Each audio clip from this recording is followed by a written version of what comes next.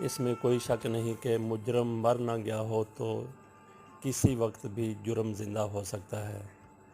बल्कि यहाँ तक भी कहा गया है कि मुजरम के मरने के बाद भी जुर्म मरता नहीं है, जुर्म अपनी जगह पे मौजूद रहता है। इमरान खान सैयद खुर्शीद शाह पर करप्शन के इल्ज़ामात लगाते रहे हैं,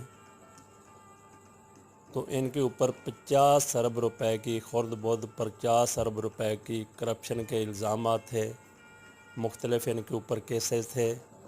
ये पीपल्स पार्टी के 90 की दिहाई की बात है, जब दोबारा पीपल्स पार्टी हुकूमत में आई। 90 के दौरान ही तो खुर्शीद शाह ने अपने तमाम केसेस छोटी मोटी अदालतों में जाके ख़त्म करा लिए थे। बहरहाल करप्शन अपनी जगह पे मौजूद है।